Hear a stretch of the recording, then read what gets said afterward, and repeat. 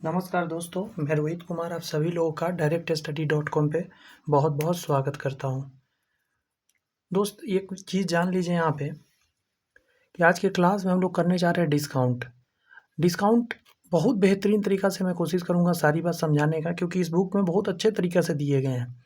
इससे पहले 13 chapter already पढ़ा के डाले गए हैं। एक क्लास में एक पूरा का पूरा चैप्टर जितने कॉन्सेप्ट होते हैं सारे समझाए गए हैं। डिस्क्रिप्शन में लिंक है, वहाँ से जाके उसको आप देख सकते हैं। ध्यान दीजिएगा ज़रा, बट्टा क्या होता है। बेसिक सा बात है, सामान हम लोग खरीदने जाते हैं, वहाँ पे हम लोग चाहते हैं कि कुछ दुकानदार हमें छूट दे दे। जो वो छूट देता है हम उसी को बट्टा बोलते हैं। वो जितनी छूट दे देता है हमको, वो बट्टा है। तो आइए समझने की कोशिश करते हैं ये कैसे काम करता है। पिछला क्लास अगर आपने नहीं देखा है प्रॉफिट एंड लॉस का, ज़रूर देखिएगा। ऐसा प्रॉफिट लॉस पढ़ाया गया है, ऐसा पढ़ाया गया कि हर कॉन्सेप्ट एकदम क्रिस्टल क्लियर कर दिया गया है। आप जाके उसे देख लीजिएगा, बहुत हेल्प मिलेगा आपको। कुछ छोटी छोटी बातें उसको पहले फटाफट जान लेते हैं। बट्टा के अंदर सबसे इम्पोर्टेंट ये होता है कि टर्मोलॉजी आप जानिए। बट्टा का मतलब होता है वस्तु को बेचते समय जो छूट दी जाती है, बट्टा कहलाती है। अंकित मूल्य क्या होता है? किसी वस्तु पर छपा हुआ, उससे जुड़ी पर्ची पर लिखा हुआ मूल्य उसका अंकित मूल्य होता है। इसे सूचीबद्ध या मुद्रित मूल्य भी कहा जाता है। ये एक शब्द नया है, ये थोड़ा सा ध्यान रखना है। एग्जाम में ये नाम देकर भी आजकल पूछ दिया है कभी कभी। लॉजिक सारे प्रॉफिट लॉस वाले चलेंगे, टेंशन नहीं लेना है। हमेशा याद रखना है, जैसे प्रॉफिट एंड लॉस में प्रॉफिट या लॉस परसेंट जब निकालते हैं तो नीचे में क्या डालते हैं? बटा के। हमेशा कॉस्ट प्राइस लिया जाता है। सेम यहाँ पे हमेशा याद रखिएगा, मार्केट प्राइस लिया जाता है बटा के नीचे। जैसे देखिएगा, इस पॉइंट पर देखिएगा ज़रा, बट्टा यानी छूट परसेंट बराबर डिस्काउंट बटा मार्केट प्राइस गुने 100। डिस्काउंट बटा मार्केट प्राइस गुने 100। नीचे मार्केट प्राइस आता है, डिस्काउंट जितना आपने देते हैं उतना ऊपर लिखते हैं और गुने 100 करते हैं। Discount is always given on market price. छूट आप हमेशा देते हैं क्या चीज़ पे? तो याद रखिएगा, मार्केट प्राइस पे। यानी मार्केट प्राइस पे आपने छूट दिया तो आपको सेलिंग प्राइस मिला। आप जितना खरीद के लाए थे उस पर प्रॉफिट या लॉस होता है तो सेलिंग प्राइस कहलाता है। ये लॉजिक समझना है। मार्केट प्राइस पर छूट देते हैं तो आपको सेलिंग प्राइस मिल जाता है। और सेलिंग प्राइस और कॉस्ट प्राइस का संबंध यह है कि आप यहाँ से निकाल सकते हैं। कॉस्ट प्राइस को जितना प्रॉफिट में बेचेंगे तो कहलाएगा, मतलब प्रॉफिट पे बेच सकते हैं या लॉस पे बेच सकते हैं तो सेलिंग प्राइस निकल के आएगा। धीरे धीरे समझ में आएगा। आइए पहला कॉन्सेप्ट को समझने का प्रयत्न करते हैं। यहाँ कहा जा रहा है, थोड़ा सा जूम कर रहा हूँ मैं, 1 सेकेंड मुझे दीजिएगा।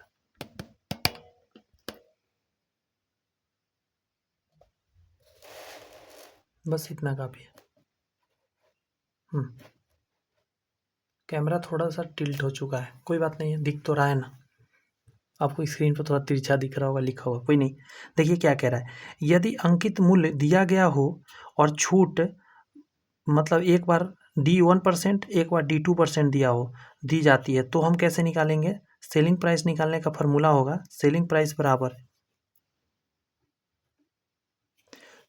बराबर होगा मार्केट प्राइस गुना 100 में से घटा के बटा के नीचे 100, 100 में से घटा के बटा के नीचे 100 कर रहा है। This can be referred as series method. Continue चलेगा। इसका क्या मतलब है? देखिए, इसका मतलब है, इस क्वेश्चन को जब आप देखेंगे तो कह रहा है एक वस्तु को 10%, 20%, 25% के 3 क्रमागत छूट पर बेचा गया। मतलब 3 छूट आपने दिया, 10%, 20%, 25%। एक बात मैं आपसे पूछता हूँ, जिस वक्त आपने 10% छूट पर बेचा होगा, इसका सीधा मतलब है कि आपने 90%, 10% छूट दे दिया, 90% पर बेचा। आप समझ रहे हो लॉजिक? मैं ये कहता हूँ कि 100 रुपये आपके पास है, आप मेरे को 10 रुपया दे दिए, या आप कहो कि आपने मेरे को 10 रुपये का छूट दे दिया। इसका मतलब क्या निकल के आया? मैंने आपको 90 रुपये ही दिया। मैं आपको 90 रुपया क्यों दिया? क्योंकि आपने 10 रुपये मुझे छूट दिया है। तो याद हमेशा रखना है, इसको 100 में से घटा दीजिएगा। फिर जब 20% होगा उस समय 80% आपने बेचा, 25% यानी 75% पर बेचा। लेकिन लास्ट में कह रहा है 3 क्रमागत छूट बेची, यदि वस्तु का विक्रय मूल्य इतना है, ये सेलिंग प्राइस आया, तो वस्तु का अंकित मूल्य कितना था? Market price. देखिए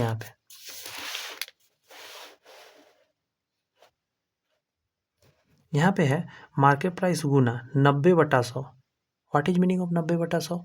भाई 10% छूट दिया आपने तो 90/100 पे बेचा। फिर आपने 20% छूट दिया यानी कि 80/100 पे बेचा। 25% छूट दिया, यानी 75/100 पे बेचा। ये मार्केट प्राइस के साथ आपने ये खेला किया तो आपको इतना में बेचा है, सेलिंग प्राइस है, this is selling price and also this is selling price, so you can equal both. Now be solve this problem to take market price 4800। Market price यहाँ से निकल के आ गया 4800। क्या इस क्वेश्चन में से कॉस्ट प्राइस पूछा जा सकता था? तो पूछा जाएगा, तो वो क्वेश्चन बदलेगा। जैसे ही बदलेगा, आइए उसको भी देखते हैं धीरे धीरे। कॉन्सेप्ट एक आपने समझा, उस पर आधारित अब मुझे लगता है बना लीजिएगा। कॉन्सेप्ट 2 में कहा जा रहा है कॉस्ट प्राइस नीचे है मार्केट प्राइस, 100 प्लस या माइनस प्रॉफिट या लॉस नीचे करेंगे, ऊपर में 100 माइनस डिस्काउंट परसेंट करेंगे। ये क्या है बला भाई? देखिए क्या है, एक डीलर अपने ग्राहक को 18% छूट देता है और फिर भी उसे 24% लाभ प्राप्त होता है। यदि डीलर के लिए वस्तु का लागत मूल्य इतना है तो उसका अंकित मूल्य क्या होगा?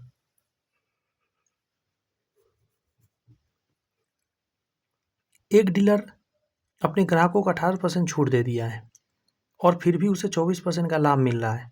यदि डीलर के लिए वस्तु का लागत मूल्य इतना रुपए है तो उसका अंकित मूल्य निकटतम रुपए में निकालिए। आप सारी बात को पहले लिख लीजिए। लिखेंगे जब हम, तो डिस्काउंट है 18% का, प्रॉफिट 24% का, कॉस्ट प्राइस इतना है, में एमपी निकालना है। तो आपको पता होना चाहिए कि मार्केट प्राइस और कॉस्ट प्राइस का रेशियो आप निकालेंगे तो कैसे निकालेंगे? कटाकट करके 100 में आप प्रॉफिट या लॉस को आपको जोड़ना पड़ेगा। अगर मार्केट प्राइस ऊपर लिख दिए हैं तो, क्योंकि आपने ऊपर जो भी फार्मूला देखा था उस फार्मूला में नीचे था मार्केट प्राइस, तो ये नीचे काम किया गया था। आप ऊपर लिख सकते हो, नीचे लिख सकते हो, डजंट मैटर, क्योंकि आप बेसिक सा चीज़ जान रहे हो ना, कि आप दिमाग लगाओ ज़रा। यहाँ उल्टा आपको खेला करना है। कॉस्ट प्राइस जब रहता है, प्रॉफिट या लॉस 100 में जोड़ के निकलता है या घटा के। मार्केट प्राइस के लिए क्या होता है? 100 में से डिस्काउंट को घटा के, तो उल्टा लिखना है, इसका ऊपर लिखना है, इसका नीचे लिखना है। देखो यहाँ पे इसका रेशियो निकालना है। मार्केट प्राइस रहने दिया मैंने, कॉस्ट प्राइस जो था दिया हुआ वो डाल दिया, 100 में जोड़ देंगे जितना प्रॉफिट चाहिए, 24% चाहिए तो जोड़ देंगे। अगर मान के चलिए 24% लॉस रहता तो 100 में से घटा के लिखते हैं, तो ये जोड़ के मैंने लिख दिया। नीचे डिस्काउंट जितना है 100 में से घटा के लिख दिया, सॉल्व कर लेंगे। अब मैं इसको एक अलग मेथड से बताता हूँ आपको। ये तो समझ में मुझे लगता है आ गया होगा। नहीं आया, फार्मूला मान के चलो आपको याद नहीं है, तो कैसे बनाओगे आप? तो एक सेकेंड मुझे दो, आप, मैं अभी बताता हूँ। थोड़ा सा छोटा कर रहा हूँ मैं, यहाँ पे हूँ तो आपको मैं एक और मेथड दे देता हूँ, वो बहुत काम का लगेगा, मुझे पता है आपको शायद अच्छा लगे। बहुत लोग को ये फार्मूला ही अच्छा लगा होगा, लेकिन कुछ लोग को शायद मैं अब जो बताऊँगा वो अच्छा लगेगा। समझिए, ये क्या दिया हुआ है? लागत मूल्य, वस्तु का लागत मूल्य इतना है। ये कॉस्ट प्राइस है, आपको मैं लिख देता हूँ पहले। देखिए, मान के चलिए कि निकालना क्या है उसको देख लेते हैं। अंकित मूल्य मार्केट प्राइस, तो मार्केट प्राइस को मान लीजिए एक्स। अब समझिएगा जो मैं बोलने जा रहा हूँ। ₹1 पर आपने छूट दे दिया है, 18% का छूट दिया है, यानी कितना पर सेल किया होगा? तो 82 पर, 82/100। ये क्या निकल कर आया? तो आपको कि सर ये यहाँ से यहाँ तक ये हो गया सेलिंग प्राइस। अंडरस्टैंड? हाँ सर, समझ में आ गया। अच्छा, आपको ये समझ में आ गया, तो क्या आपको ये नहीं समझ में आ रहा है कि अगर आपको कॉस्ट दिया हो और आपको लाभ 24% चाहिए, ये रहा कॉस्ट पे, आपको प्रॉफिट चाहिए 24% का, तो कैसे सॉल्व करेंगे? यहाँ से भी सेलिंग प्राइस निकल सकता है इन दोनों से, तो हाँ से निकल सकता है। तो कॉस्ट प्राइस से सेलिंग प्राइस कैसे जाइएगा? तो आपको पता होना चाहिए, ये रहा आपका कॉस्ट प्राइस और कॉस्ट प्राइस से सेलिंग प्राइस जा रहे हैं, कॉस्ट प्राइस से सेलिंग प्राइस जा रहे हैं, तो ये तो माइंड पर थोड़ा सा प्रेशर दीजिएगा। सीधा आप आगे बढ़ रहे हैं, पीछे तो बढ़ नहीं रहे हैं। अगर सेलिंग प्राइस से कॉस्ट प्राइस आते हैं तो उल्टा लिखते हैं, इसमें डायरेक्ट 124/100 करेंगे। फिर से सुनिए, ₹1 का आइटम था जी, इस आइटम पर आपने छूट दे दिया कितना परसेंट? यहाँ दिया हुआ है 18%, यानी आपने बेचा कितना पे? 82/100 पे। 82% पे बटा में 100 डाल दिया, तो ये सेलिंग प्राइस हुआ। अब हम एक और सेलिंग प्राइस इधर लिख देंगे, दोनों इक्वल होगा। कैसे लिखेंगे? This is the cost price और कॉस्ट प्राइस पे 24% का प्रॉफिट हो रहा है, तो 24% प्रॉफिट मतलब 100 में जोड़ के, तो ये पूरा ये कितना हो गया? ये हो गया सेलिंग प्राइस। सेलिंग प्राइस बराबर सेलिंग प्राइस, इसको सॉल्व कर लीजिए, आंसर आ जाएगा। ये भी वही है, ये भी वही है, बस इसी को देखिए मैं सेट करता हूँ, इस पे आ जाएगा। अभी इसको सेट करेंगे तो 100 से 100 को मैं काट देता हूँ, काट दिया। अब देखिए, एक्स के नीचे ये ले आइए, 1560 बराबर, यहाँ पे क्या है? 124 और बटा के नीचे 82। देखिए यही चीज़ यहाँ पे आया, बट यहाँ फार्मूला याद करना है, यहाँ कोई फार्मूला याद नहीं करना है, बस यही तो है खासियत। तो ये आपको कॉन्सेप्ट 2 आपको समझ में आ गया।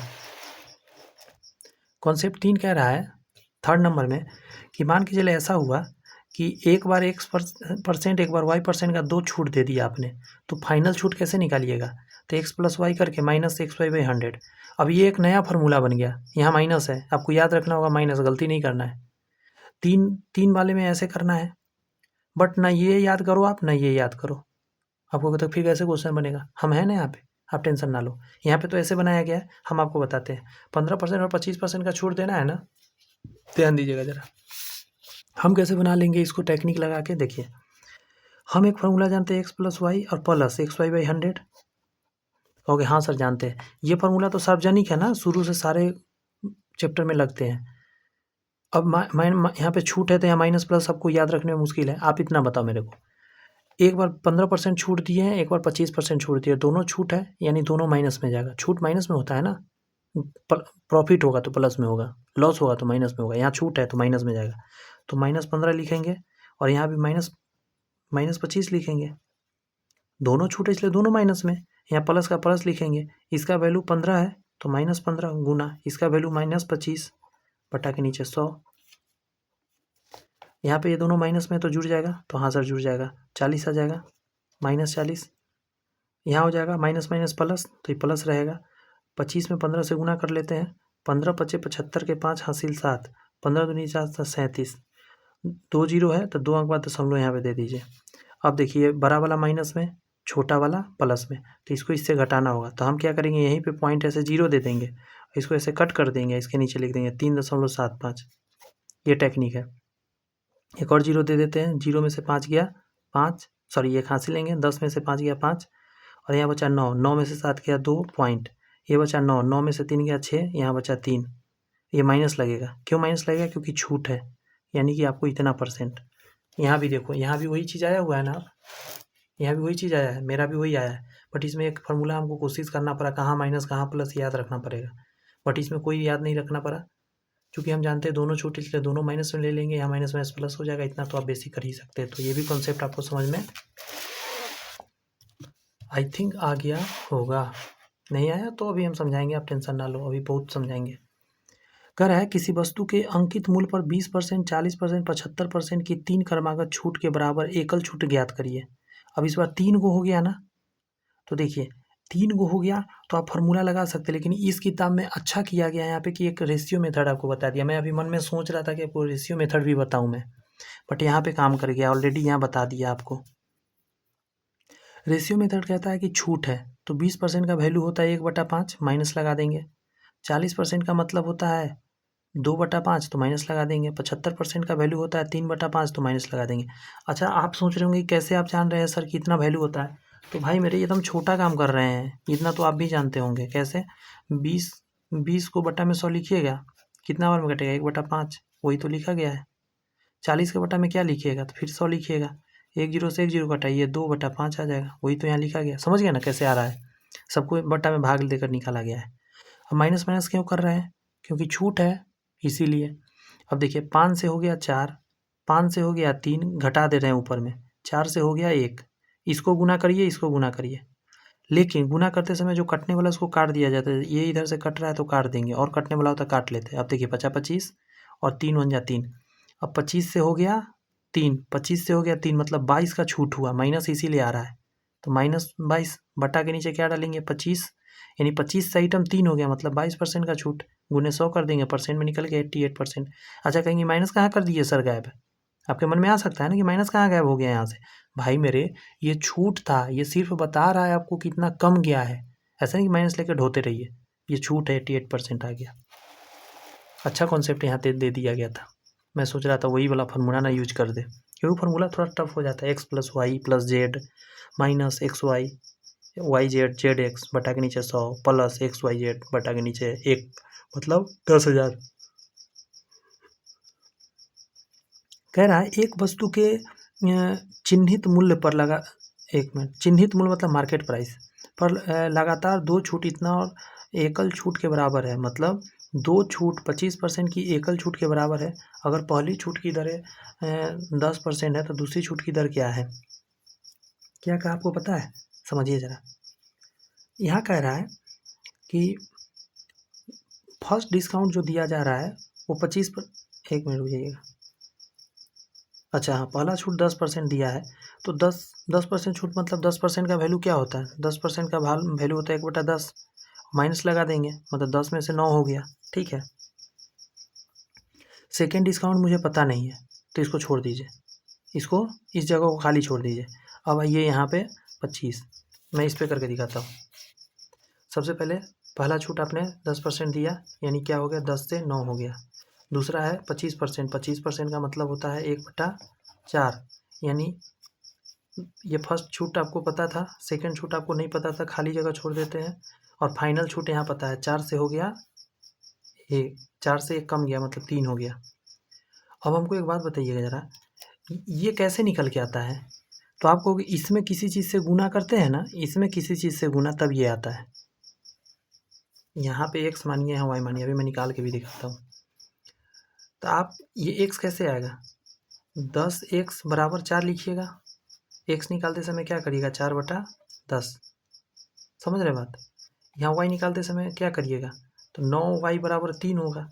इन दोनों का गुना करके ही तो यहाँ आता है, तो यहाँ से y का मान क्या होगा? 3/9। तो आप यहाँ पे लिख सकते हैं इस जगह पे 4/10, इस जगह पे आप लिख सकते हैं 3/3 कितना आ गया? 9। अब देखिए 9 चुक, आप कटने वाला को काट देते हैं पहले, 1/3, तो यहाँ 2/5। अब यहाँ 3 दूनी 6 और 5 बन जा 5, क्या आया? 6 से 5 हो गया।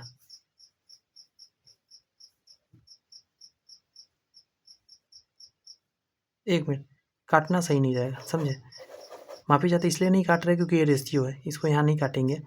तो जो वैल्यू आया उस वैल्यू को सॉल्व करना रहेगा। मैं अभी इस पे करके दिखाता हूँ नया पेज पे, ध्यान दीजिएगा ज़रा। यहाँ पे वैल्यू क्या आया था x का मान? तो 10x बराबर 4, तो x बराबर 4/10। y का मान कैसे निकला था? तो आप कहेंगे 9y बराबर 3, तो y बराबर 3/9। अभी यहाँ पे वैल्यू डालेंगे, 4/10 और 3/9। अब इसको, ये तो बटा में है ना, तो इसको सिंगल करने के लिए इधर 9 चौक 36, इधर 30, 6 का कमी आ गया कितना पे? 36 पर गुने 100%। इसको निकालिएगा, आंसर आ जाएगा 6 36, 6 से काटिएगा आ जाएगा। समझे? एकदम आसान है। अच्छा, सेकेंड मेथड भी यहाँ पे दिया गया है। पिछला जो चैप्टर था उसमें भी बताया गया था ऐसा। 100 में से आप 10 को घटा दीजिए, 100 में से 25 को घटा दीजिए, 90 और 75। अब यहाँ देखिए कितना का चेंज आया है? 15 का, तो 15 डालेंगे 90 पर, 90 गुने 100 करके निकाल लेंगे।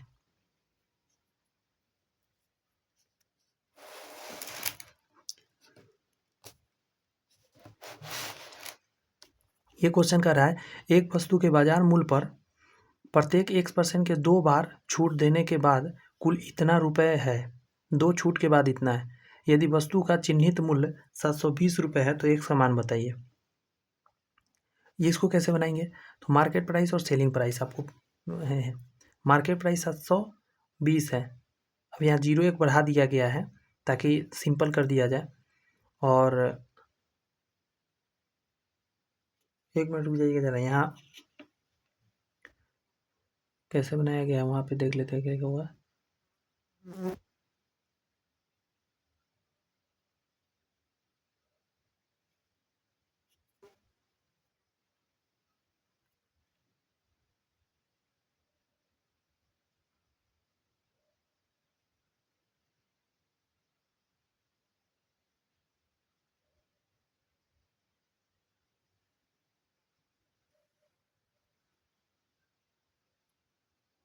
यहाँ पे देखिए गलती छपा हुआ है, ठीक है? क्वेश्चन थोड़ा सा समझिए, वही मैं कंफ्यूज कर रहा था कि ये कैसे कर दिया गया है। यहाँ पे जो वैल्यू है ना, यहाँ पे देखिएगा अंतर है वैल्यू में, यही लिखना था यहाँ पे, बट यहाँ गलती कर दिया गया है। तो मैं इसको काट दे रहा हूँ क्योंकि इसके आधार पे सोल्यूशन है इसीलिए। तो यहाँ पे क्या होना चाहिए था? यहाँ पे होना चाहिए 460.80। ये होना चाहिए था, समझे। अब समझिए ज़रा, ये वैल्यू अगर यहाँ होता तो कैसे बनाते, ये वैल्यू यहाँ लिखते और 720 यहाँ लिखते। पॉइंट हटाइएगा, पॉइंट हटेगा, इस पर 2 जीरो आता, इस पर 1 जीरो यहाँ से कट गया। अब इसको काटेंगे, छोटा कर लिए, यहाँ तक कट गया। अब हम क्या करेंगे, ध्यान रखिएगा, और कटेगा तो और काट दिया मैंने, जहाँ तक कटेगा काट लेना है। उसके बाद चूंकि ये 2 बार है, इस पर ध्यान रखिएगा, 2 बार है ना छूट x% का, तो इसको वर्गमूल निकाल दीजिएगा।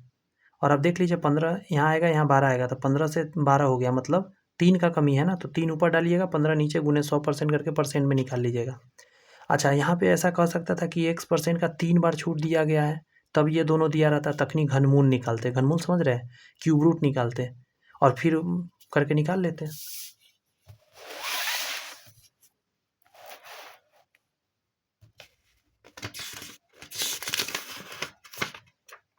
यहाँ ध्यान दीजिए, यहाँ वही चीज़ को लिख दिया गया जो मैंने बोला है।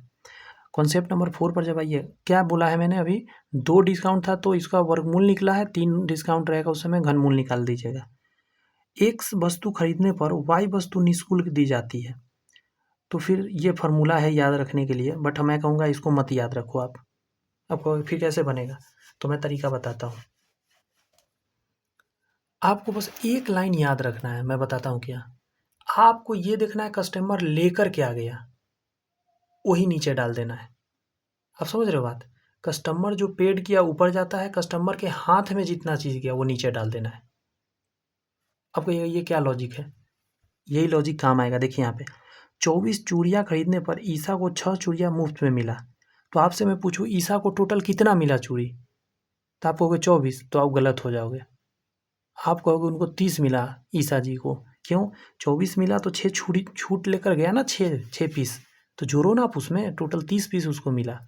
अब देखो आप, 24 चूड़ियाँ खरीदने पर ईसा को 6 चूड़ियाँ मुफ्त मिला, गणना करें कि ईसा को कितने प्रतिशत छूट मिला। तो बहुत आसान तरीका है, उसने 24 खरीदा, उसको 6 छूट में मिला, तो आप देखो कि उसने लेकर कितना गया, तो आप कहोगे टोटल ले गया उसने 30, और उसने पैसा 24 का दिया है, गुने 100% लगा दीजिए, आंसर आ जाएगा।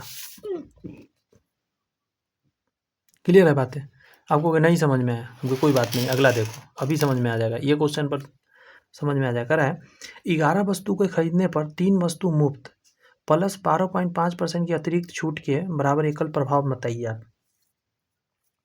अगर मान के चलिए इस क्वेश्चन को थोड़ा देर के लिए मैं ढक देता हूँ और मैं कहता हूँ कि 11 वस्तु खरीदने पर 3 का छूट, तो जानते कैसे इसका परसेंट निकलता, अगर इतना ही क्वेश्चन होता तो हम क्या करते, 11 वस्तु वो खरीदी है, बट उसको मिला है कितना, 14 वस्तु, 3 तो जोड़ोगे ना आप और गुने 100 कर दोगे, ये परसेंट में आंसर आ जाएगा। बात समझ में आ रही है, लेकिन ये क्वेश्चन थोड़ा सा हटके है क्योंकि इसमें एक और छूट आपको मिल गया है, समझे।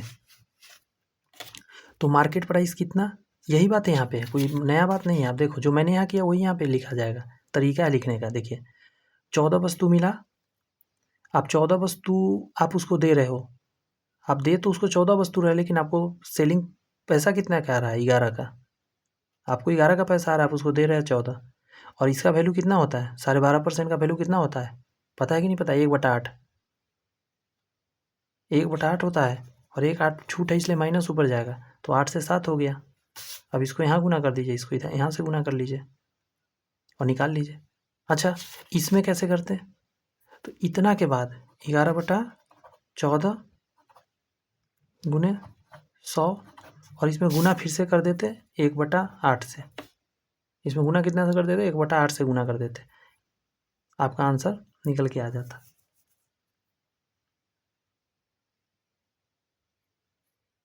बहुत आसान है, आप आराम से देख लो ना। यहाँ पे फिर से सुनो, ये स्टार लगा लो, याद रखिएगा, एकदम आसान मेथड है। 11 वस्तु के खरीद पर 3 का छूट, तो इसका तो मेथड मैं बता ही दिया कि कस्टमर को क्या मिल रहा है, 14 पीस, वो पैसा दे रहा है 11 का, तो सेलिंग प्राइस में 11 आएगा, फिर 12% का छूट है तो 8 से 7 हो गया, इसका इधर गुना करिए, इसका इधर गुना करिए, कटने वाला को काट लेना है। ध्यान रखिएगा, जैसे ये 7 से कट जाएगा 2 बार में, तो यहाँ हो जाएगा 8 दूनी 16, यहाँ 11 आ जाएगा, 5 का छूट है 5, और इस पर बस सॉल्व कर लीजिएगा।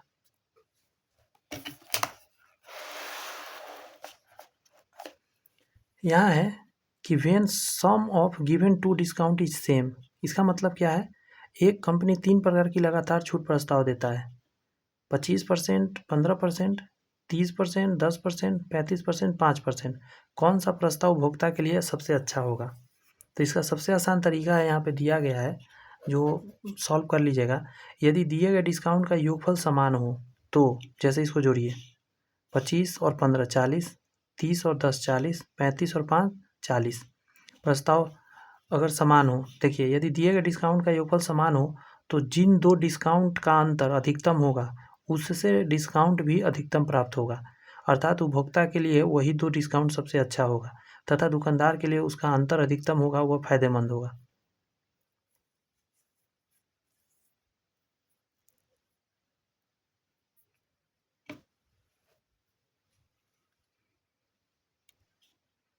देखिए ये दिए गए डिस्काउंट का योगफल समान हो तो जिन दो डिस्काउंट का अंतर अधिकतम होगा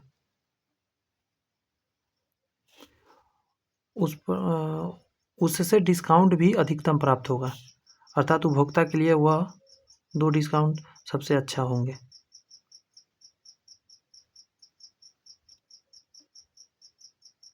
नहीं, ये गलत है। यहाँ पे दुकानदार है ना, तो दुकानदार को जिसका अंतर कम होगा, ये है दुकानदार के फायदा वाला, ये है कस्टमर के फायदा वाला। दुकानदार को कब फायदा होगा? जितना कम डिस्काउंट देगा। बात समझ में आ रही है? तो पहला वाला जो है अंतर ये कम आ रहा है, यहाँ गलत हुई तो मैं सोचने लगा यहाँ गलत छपा हुआ था। दुकानदार के लिए जितना कम डिस्काउंट मिलेगा उतना अच्छा है, और कस्टमर के लिए ये डिस्काउंट अच्छा है। समझे? ये अंतर करके आप निकाल सकते हैं। यहाँ पे डिस्काउंट से रिलेटेड जितना कॉन्सेप्ट था दोस्त आपने कंप्लीट कर लिया, समझे? आपसे एक रिक्वेस्ट करेंगे हम लास्ट में अब कि चैनल सब्सक्राइब करके बेल आइकन प्रेस कर लीजिए ताकि आगे आने वाला वीडियोज आसानी से आपके पास नोटिफिकेशन जा सके। नेक्स्ट क्लास आपको यही मिलेगा, सिंपल इंटरेस्ट साधारण ब्याज। इसमें गजब का कॉन्सेप्ट है, इजी वे में कैसे इसको सॉल्व करना है वो सारे मैं आपको एक वीडियो के अंदर समझा दूंगा। तो चलिए, all the best, bye bye, thank you.